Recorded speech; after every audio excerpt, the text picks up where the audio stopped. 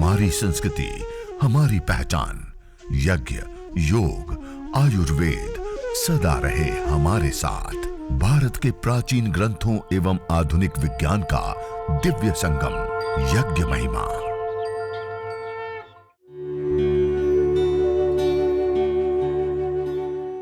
भारतीय संस्कृति में यज्ञ, योग एवं आयुर्वेद जैसी अमूल्य विद्याएं हैं, जिसका मूल है वेद। इतिहास की ओर दृष्टि डालें तो भगवान राम, भगवान कृष्ण से लेकर राजा महाराजाओं, ग्रामवासियों व अरण्यवासी ऋषियों की कुटियों तक नित्य व नैमित्तिक यज्ञों का प्रचलन देखने को मिलता है। माता जी का प्रश्न है कि आपने जो यह यज्ञ तो सिखाया, बताया सारी चीजें, लेकिन ये जो पात्र के बारे में बताई, ये कब धोना है, कितने दिन में धोना है और किस चीज से धोना है। तो यह यज्ञ के जो पात्र है, चाहे वह ये तांबे के जो पात्र है, आचमन पात्र हैं, कलश हैं, ये कुछ हवन कुंड है, ये तो तांबे के पात्र हैं, और कुछ पीतल के पात्र हैं। जो पीतल के पात्र होते हैं वो जल्दी से काले नहीं होते, लेकिन जो तांबे के पात्र होते हैं वो बहुत जल्दी से काले होते हैं, क्योंकि उसके ऊपर केमिकल रिएक्शन बहुत स्पीड से होता है। खाली पानी की बूंद रह गई तो वो पूरा दाग धब्बा हो जाता है, आपने धोया है तब भी। तो इन पात्रों को धोने के लिए जो वस्तु का प्रयोग करते हैं वह कहा जाता है पीतांबरी। पीतांबरी से हम इन पात्रों का प्रक्षालन या धोना, जिसको हम कहते हैं, वो करते हैं। और दूसरा, इन पात्रों को कब धोए? जब हम यज्ञ करें, उसके बाद जब हम उठ जाते हैं, तब ये आचमन, कलश, प्लेट आदि हैं, उसको हम हर दिन धोएं। और हवन कुंड जो है उसकी राख को हम प्रतिदिन निकालते रहें और साफ करते रहें सामान्य रूप से। और सप्ताह में एक बार, 2 बार, वैसे ज्यादा दिन बाद चला जाता है तो ज्यादा काला हो जाता है। यदि हो सके, आपके पास समय है, तो आप हर रोज धोएं, और हर रोज नहीं धो सकते हैं तो 3 दिन में एक बार जरूर धोएं। और इस तांबे के हवन कुंड को धोने के लिए आप थोड़ी सी मात्रा में जल में इसको डुबो करके उसके बाद उसके ऊपर पीतांबरी लगा दे और 5-10 मिनट छोड़ दे, गाढ़ी गाढ़ी पीतांबरी लगा करके। और उसके बाद उसको खाली हाथों से आप रगड़ेंगे तो वो जो कालापन होता है वो आराम से छूट जाता है और चमकने लग जाता है, और बिल्कुल धुला हुआ नया जैसा पात्र हो जाता है। तो इस प्रकार हवन कुंड को 3 दिन में, सप्ताह में हमें एक बार धोना चाहिए, और हो सके तो डेली हम धोए तो और अच्छी बात है। और ये पात्र तो हमें प्रतिदिन धोना ही चाहिए, और पीतांबरी से हम धो सकते हैं इसको, या फिर कोई भी और भी चीज जो खट्टी होती है चीज, उससे भी हम इसको धो सकते हैं। माता जी का प्रश्न है कि आपने कहा कि पूर्वाभिमुख होकर के हवन करना है। जब हम शाम को यज्ञ करते हैं तो सूर्य तो पीछे की साइड चला जाता है, पश्चिम दिशा में आ जाता है, तो वो तो हमारी पीठ की ओर हो गया। तो हमें सायंकाल को क्या पूर्व दिशा में पश्चिम अभिमुख होकर के हवन करना चाहिए, या कैसे करना चाहिए? तो चाहे हम प्रातःकाल करें, चाहे हम सायंकाल करें, हमें पूर्वाभिमुख होकर के बैठ करके ही हवन, यज्ञ, अग्निहोत्र करना होता है। जिस ओर से सूर्योदय होता है उस ओर हमारा मुख होना चाहिए। जो घी की आहुति देते हैं, जो यजमान है वह, बाकी अन्य लोग हैं वो अन्य दिशा में बैठ करके यज्ञ कर सकते हैं। हमारी माता जी कर्नाटका से जुड़ी है, सुनीता जी बेलगांव से। तो माता जी का प्रश्न है कि हम जो आग हमने प्रदीप्त की, अग्न्याधान किया, समिधा दान किया, पंचघृत आहुति प्रदान की, कई बार ऐसा होता है कि अग्नि जल्दी से प्रदीप्त हो गई तो हमारी जो मुख्य आहुतियां आती हैं तब तक अग्नि थोड़ी मंद हो जाती हैं, थोड़ी आगे पीछे हो जाती है, या समिधा गिर गई, आगे पीछे हो गई, तो क्या हम उस समिधाओं को आगे पीछे कर सकते हैं, उस अग्नि को छू सकते हैं, उसको आगे पीछे कर सकते हैं क्या? हाँ, आराम से कर सकते हैं। इस प्रकार का कोई एक चिमटा आदि आप रख सकते हैं, और समिधाओं को सुव्यवस्थित आप खड़ा और आड़ा रखे, चारों ओर से हवा लगे उस प्रकार से, तो वह अग्नि अच्छे से प्रदीप्त हो जाती है। और बीच में हमने जो समिधा दान किया, इससे अतिरिक्त और भी समिधा की आप, जैसे मैंने यहाँ पास में रखा हुआ है एक्स्ट्रा समिधा है, कि बीच में आवश्यकता पड़े तो और समिधाओं को भी आप बीच बीच में लगाए, उसका चयन करें। तो आप बीच में समिधा भी लगा सकते हैं, जो लगाई हुई समिधा आगे पीछे हो गई तो उसको भी वो करते हैं, लेकिन अग्नि को हमें खास में ध्यान में रखना है कि अग्नि हमारी अच्छी हो। माता जी उड़ीसा से जुड़ी है और कह रही है कि मस्तिष्क से संबंधित जो रोग होते हैं या डिप्रेशन, स्ट्रेस, तनाव होता है, उसके लिए हम कौन सी विशेष करके हवन सामग्री प्रयोग करें। तो उसके लिए हम जब पतंजलि योगपीठ से अलग अलग हवन सामग्रियां बनी है, उसमें 2 प्रकार की हवन सामग्री है, ज्योतिषमत्यादि और मेध्य हवन सामग्री। उसका आप विशेष रूप से प्रयोग कर सकते हैं और उसके अंदर जो द्रव्य होता है वो आप लिख सकते हैं कि मस्तिष्क से संबंधित या स्ट्रेस, तनाव, डिप्रेशन आदि जो चीजें होती हैं उसके लिए कौन सी सामग्री का प्रयोग करें। तो उसमें विशेष करके ज्योतिषमती, शंखपुष्पी, ब्राह्मी, अश्वगंधा, अगर, तेज पत्ता, अपामार्ग, इलायची छोटी वाली, गुलाब के फूल, जटामासी, गुगुल, सर्पगंधा, कपूर, श्वेत चंदन, पीपल, तालिसपत्र, वच, कूट। ये कुछ ऐसी विशेष जड़ी बूटियां हैं जिनको लेकर के, इसमें से जो आपको उपलब्ध, ऐसा नहीं कि सब जरूरी है मिलना ही, इसमें से जो मिल जाए उसको लेकर के उसको कूट पीस करके इसे सामग्री के साइज में ला करके फिर उसका हम प्रयोग करें। और यज्ञ करने के बाद श्वेत चंदन है, गुगुल है, गाय का घी है, उसको जैसे मैंने ये डाला ऐसे अंगारों के ऊपर डालें और उसकी जो धुनी होती है उसको घर में फैलने दें और उस धुनी वाले वायुमंडल में अनुलोम विलोम, भ्रामरी, उद्गीत, ध्यान आदि करें। विशेष रूप से जिनको डिप्रेशन है, स्ट्रेस है, तनाव है, अनुलोम विलोम कीजिए, विशेष रूप से भ्रामरी कीजिए, ओम का उच्चारण 21 बार करिए और उससे भी ज्यादा बार कीजिए, थोड़ी देर के लिए ध्यान कीजिए श्वासों के ऊपर। इस प्रकार से आप कीजिए, आप देखेंगे डिप्रेशन, स्ट्रेस, ये जो समस्याएं होती हैं वो चंद दिनों के अंदर दूर हो जाए, चंद दिनों के अंदर। हमारे एक भ्राता जी पुणे से जुड़े हुए हैं, उनको बहुत भयंकर रूप से डिप्रेशन की प्रॉब्लम थी और उनको माथेरान में शिविर होते वहां पे आए और उनको पता चला यज्ञ भी एक चिकित्सा पद्धति और इससे भी उसमें विशेष लाभ होता, उन्होंने अपनाया और कुछ दिनों में ही उसका डिप्रेशन कहाँ गया पता ही नहीं चला और वो इतने खुश होकर के बताते थे। और हम इस शिविर में भी आगे जो अनुभव लेंगे तो उसमें हम भ्राता जी को विशेष रूप से आमंत्रित करेंगे आपके बीच में कि उनके स्वयं के अनुभव आप सुन पाएंगे कि डिप्रेशन आदि कैसे दूर होते। जी, अगला प्रश्न। हमारी माता जी महाराष्ट्र जलगांव से जुड़ी हुई है और माता जी का प्रश्न है कि हम यज्ञ करते हैं, हवन करते हैं और बीच में कई बार समिधा का सही चयन या आगे पीछे हो जाने के कारण कई बार आग बूझ जाती है, तो क्या हम बीच में आग को जला सकते हैं क्या, तीली लगा सकते हैं क्या?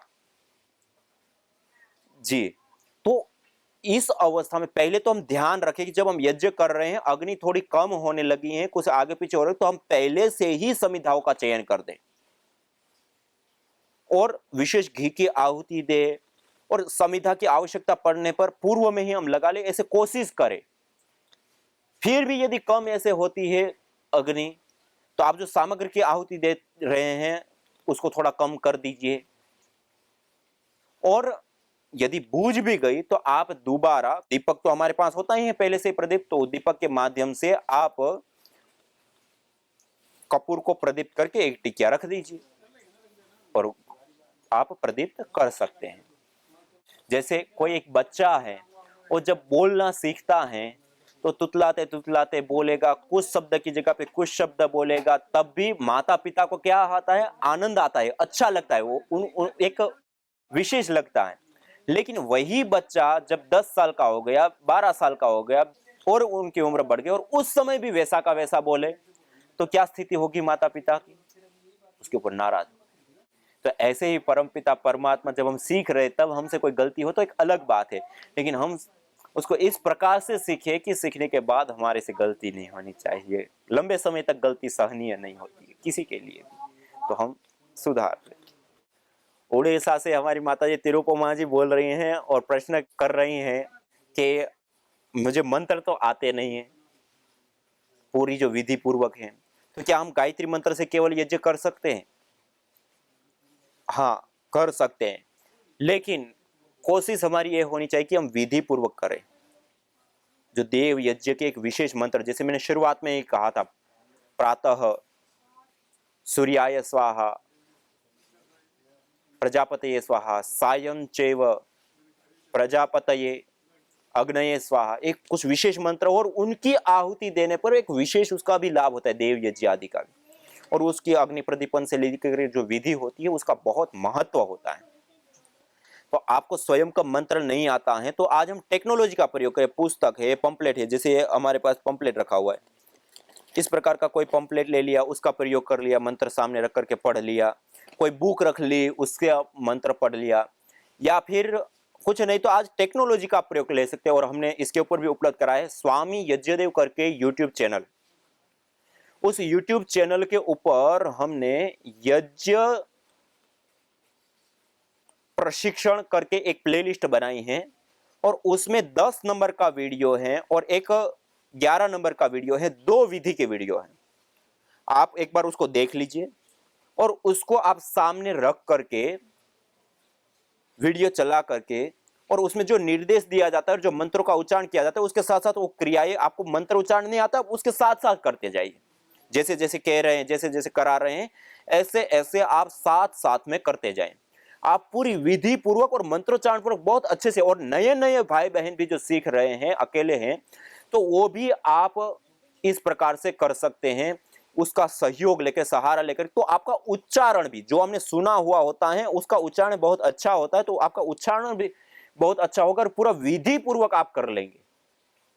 तो इस प्रकार से आप टेक्नोलॉजी का सहयोग लेकर के भी, आप मंत्र नहीं आता है तब भी आप इस सहयोग लेकर के विधि पूर्वक कर सकते हो। और उसके साथ साथ आप 5 दिन, 10 दिन, 15 दिन करते, तो हर रोज करते करते, सुनते सुनते, उसके साथ मंत्रों का उच्चारण करते करते स्वयं को आ जाता है। 10, 15, 20 दिन के बाद आप स्वयं खुद करने लग जाएंगे, खुद आ जाएगा। तो ऐसा कर सकते हैं।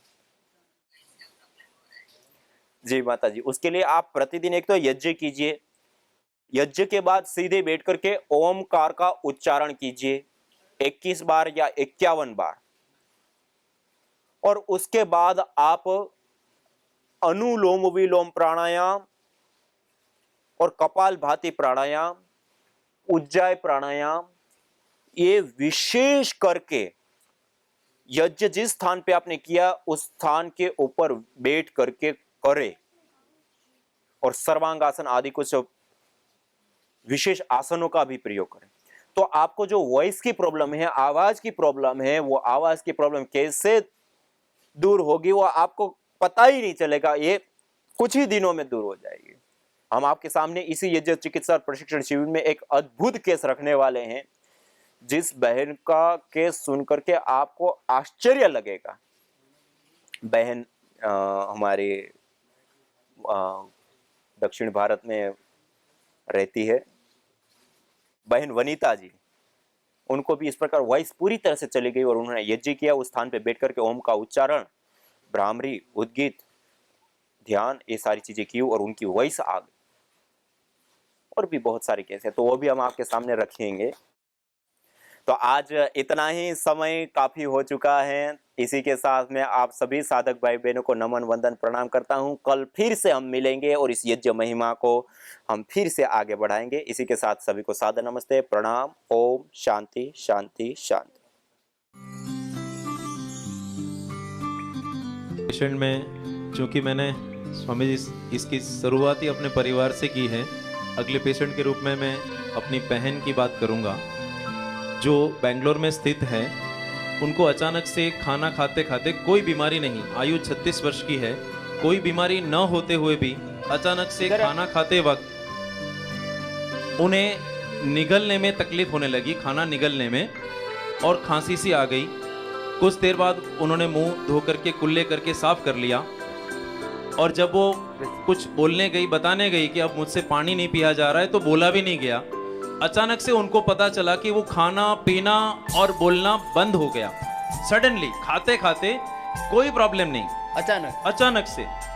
और बेंगलोर जैसे बड़े महानगर में उनको तत्काल एक बड़े अस्पताल में भर्ती कराया गया। कोई लकवा का अटैक है, कोई और हार्ट अटैक है क्या है पता नहीं। लगातार 1 महीने 12 दिन तक 8 से 10 बड़े बड़े डॉक्टरों को कंसल्ट कर, neuro surgeon, cardiac surgeon, chest physicians, ENT specialist, अलग अलग बड़े बड़े डॉक्टरों को बुला करके कंसल्टिंग करवा करके 3-4 अलग अलग अस्पतालों में भर्ती करने के बाद सीटी स्कैन 3 बार, एमआरआई 2 बार निकालने के बावजूद कोई फाइंडिंग सामने नहीं आई। कई बार जैसे मैंने बोला ना, पता ही नहीं लगता बीमारी क्या हो गई। तो इसको कहते हैं कोई प्रारब्ध।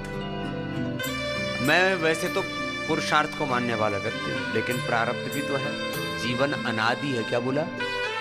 इस यात्रा का कोई आदि तो पता नहीं है और अनंत है। इस अनादि और अनंत की यात्रा में कब कौन सा कोई वेग आ जाए, और वो आ गया। इसको अभी इसी से पूछते हैं तो, क्योंकि माता थोड़ा बोलने में संकोची थी। अभी क्या नाम बेटा आपका?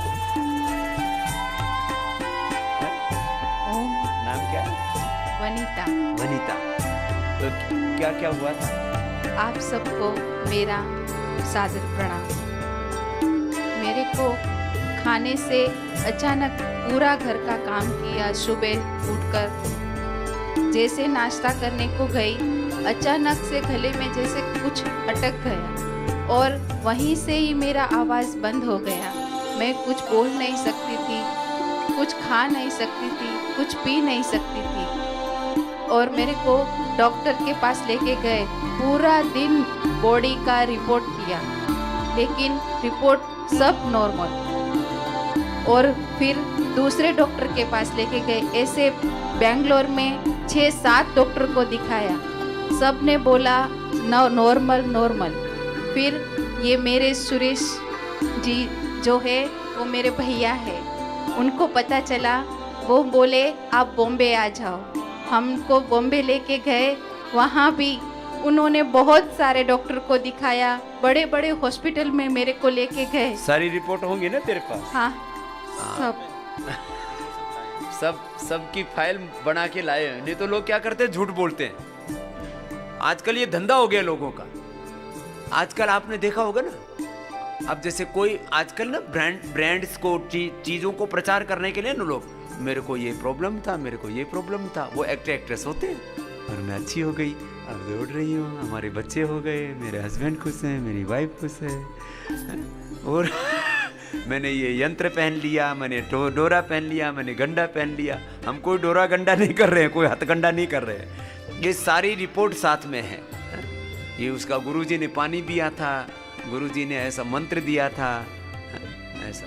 और मंत्र का भी पासवर्ड और बताते हैं, इतने शातिर हैं। तो ये सारी रिपोर्ट साथ में लेकर के आए हुए सब, एक पेशेंट की। फिर क्या हुआ? फिर मेरे भैया के घर में रोज हवन यज्ञ होता है। वहाँ मेरे को बिठाया और 1 घंटे तक मेरे को ओम ऐसा बोलो, ऐसा उच्चार करने को बोला। तब मेरी हालत ऐसी थी, मैं ओम भी नहीं बोल, जैसे कि मेरा हवा भी नहीं निकल रहा था मुंह से, ऐसी हालत थी मेरी। मैं कुछ बोल नहीं सकती थी, ऐसा मैंने। खाना पीना तो स्वामी जी कितना वजन कम हो गया था? मेरा 12 किलो वजन कम हो गया था। अच्छा, और उम्र कितनी है तेरी? मेरी अभी 36 है। और ये कब की बात है? ये 1 साल पहले की बात है। 1 साल पहले 36 की उम्र, 12 किलो अचानक वजन गिर गया, और खाया पिया ना जाए, बोला ना जाए। वहां से फिर क्या शुरू किया? फिर मैंने ओम ऐसा मंत्र बोलने का प्रयास किया। 1-2 दिन बाद थोड़ा करके आवाज निकलना शुरू हुआ। और जहाँ यज्ञ होता है ना, वहाँ जैसे कि यज्ञ के बाद वो गूगल सब वगैरह डालते हैं, उधर ऐसे धुएं में सब प्राणायाम किया।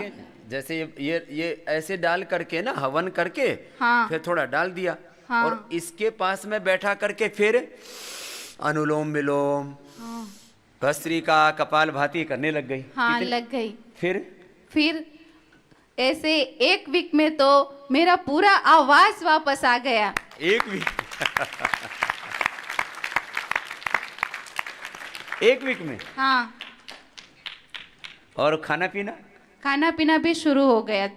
थोड़ा तकलीफ हो रहा था, लेकिन बाद में हम लोगों ने भी घर में यज्ञ शुरू कर दिया और उसके माध्यम से ही आज मैं यहाँ पर सब बोल सकती हूँ, खा पी सकती हूँ।